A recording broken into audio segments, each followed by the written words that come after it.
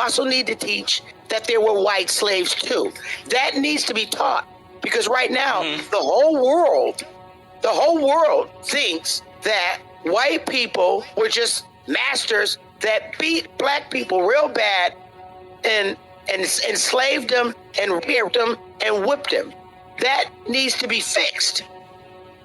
They need to tell that white people came to America and they were slaves. To your point, they do state that these white folks came over here on boats as slaves. It's just not publicized, or it's not institutionalized within their indoctrinating curriculums inside of the schools.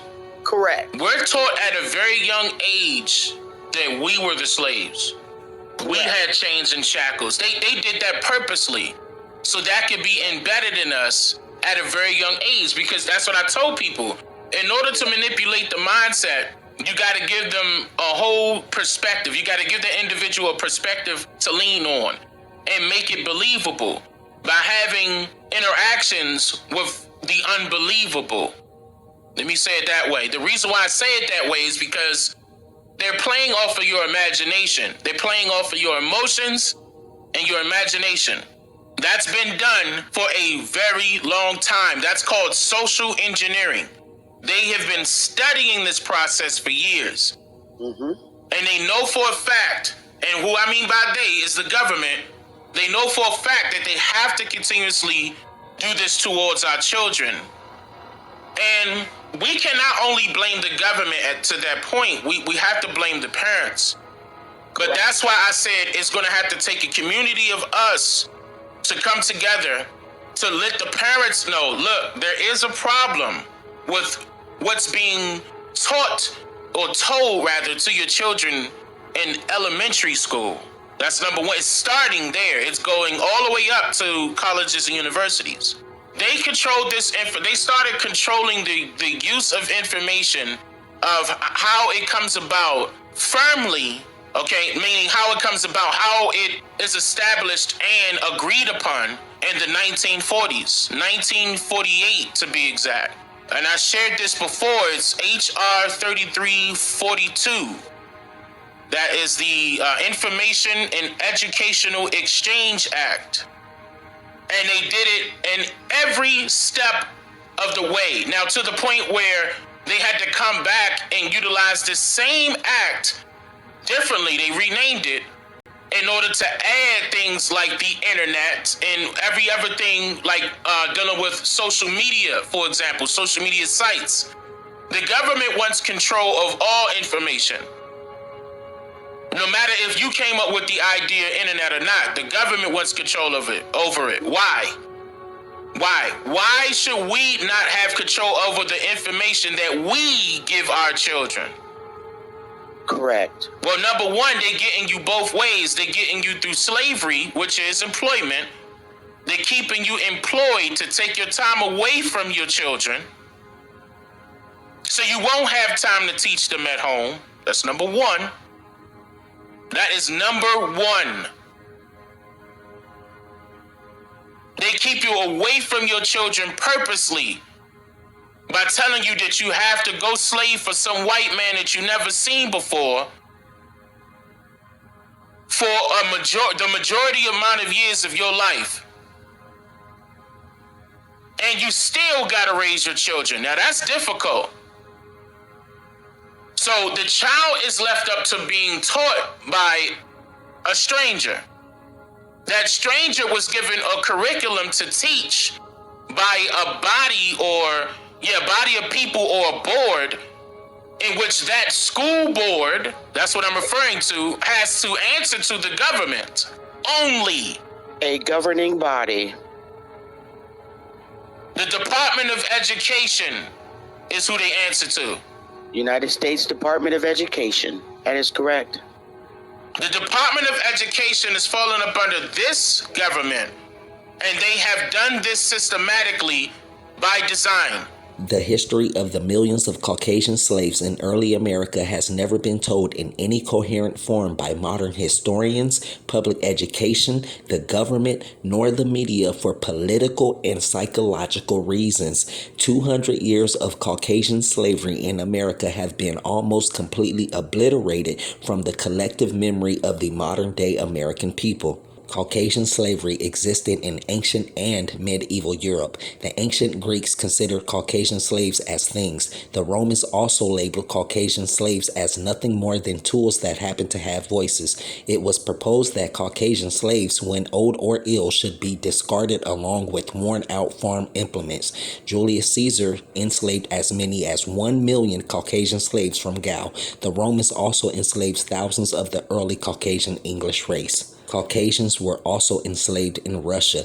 Knowledge of the existence of slavery in early modern Russia is not widespread. The original Arabs were also involved in enslaving thousands of the Caucasian people. The hundreds of thousands of Caucasian slaves sold to the Arabs was described in one Spanish text as most atrocious and harsh.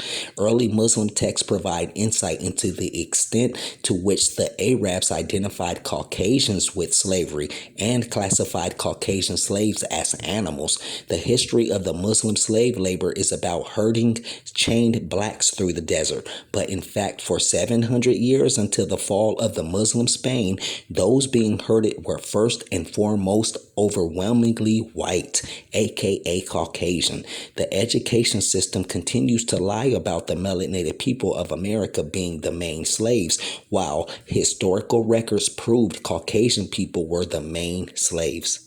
Most of the books on white labor in early America are titled with words like white indentured servitude, white bondservants, white servants. It is interesting that white people who were bound to a condition of what became in many cases permanent chattel slavery unto death are not referred to as slaves by establishment academics. The education system and media concentrate on blacks being the only ones that have been enslaved to a degree or magnitude worthy of study or memorial.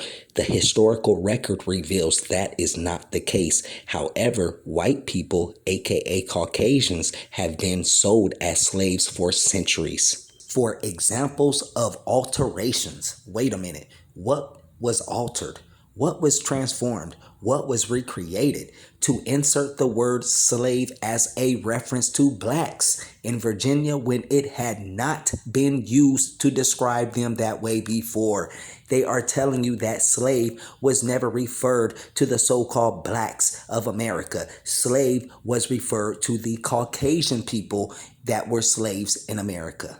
The height of academic and media fraud is revealed in the monopolistic trademark status the official controllers of education and mass communications have successfully established between the definition of the word slave and the Negro, while labeling descriptions of the historic experience of whites in slavery a fallacy. Yet the very word slave, which the establishment's consensus school of history pretends cannot legitimately be applied to whites, is derived from the word Slav. According to the Oxford Dictionary, the word slave is another name for the white people of Eastern Europe, the Slavs. In other words, slave has always been a term for and a definition of servile condition of white people. Yet we are told by the professorcrats that it is not correct to refer to whites as slaves, but only as servants, even though the very root of the word is derived from the historical fact of white slavery. This is one of the reasons why the government tries to convince us melanated people of America to continue celebrating and continue to promote their government-made days, such as Thanksgiving, Independence Day, Juneteenth, to keep us in that mind frame of slaves, to keep us thinking that we were originally slaves when that is not the truth. The Caucasian / white people were the slaves. No trials whatsoever. Murdered white slaves were hurriedly buried by their masters. Others just disappeared. But in every single case, the slave master was found innocent of any crime. At the same time, white slaves, white servants, and poor white working men, aka Caucasian, were forbidden to serve on a jury. Only whites who owned property could do so, and it wasn't that many, because around this time, hundreds of thousands of Caucasians were slaves unto death. Colonial records are full of the deaths by beating, starvation, and exposure of white, aka Caucasian slaves. Caucasian slaves were punished with merciless whippings and beatings. Whippings were commonplace, as were iron collars and chains. So who were the real ones in chains and shackles with iron collars? The Caucasian people. Caucasian slaves were the ones really crammed into the ships with as many poor whites as possible, certain that even with the most disregard for the lives of the whites, the financial gain would still make the trip worth the effort. Out of 350 white slaves on a ship bound for the colonies in 1638, only 80 arrived alive. We have thrown overboard 2 and 3 in a day for many days together. Caucasians were the people getting thrown overboard or being thrown off the ships, not us melanated people. The historical and colonial records do not show that. The untold or unseen records prove it was the Caucasian people, damn near all of their ancestors. The English were neither familiar with nor committed to black slavery as a basic institution. Why? Because back then it was not normal for us melanated people to be so-called slaves. As many as so-called black slaves as possible would reach America alive. Wonder why only melanated people reached America alive. White slave ships were cargo ships with no special provisions for passengers. Captains of the slave ships became infamous for providing sufficient food for only the first half of the trip, then virtually starving their white captives until they arrived in America.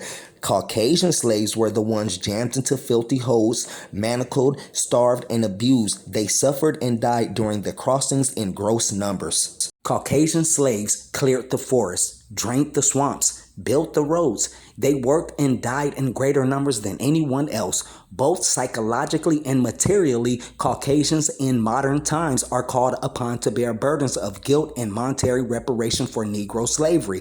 This position is based entirely on enforced ignorance and the deliberate suppression of the record of Caucasian slavery in North America. Hundreds of thousands of Caucasians had been enslaved during the colonial era in America. Now, this information should make you ask yourself, if the Caucasians or whites were the actual slaves around that time, then who were the actual ones in control around that time? We know it was not the Caucasian people. They don't tell us that white slaves were actually owned by Negroes and Indians in the South.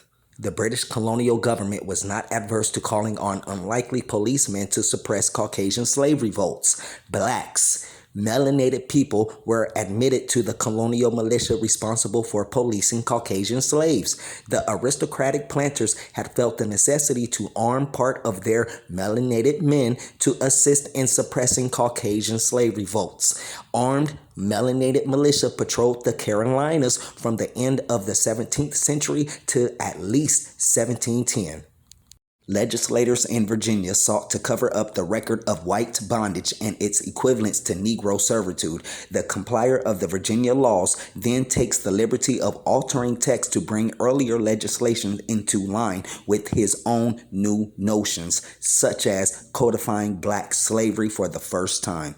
In 1659, the English Parliament debated the practice of selling British Caucasians into slavery in the New World. In the debate, the Caucasians were referred to not as indentured servants, but as slaves, whose enslavement threatened the liberties of all Englishmen. So we know in the 1600s, the Caucasians were slaves. Who was in control? Thank you for watching. Remember, we melanated people were here in America first before anyone else. They have movies about us in chains and shackles, the roots, up from slavery. But colonial and historical documented records shows Caucasians were the original people in chains and shackles, not us melanated people.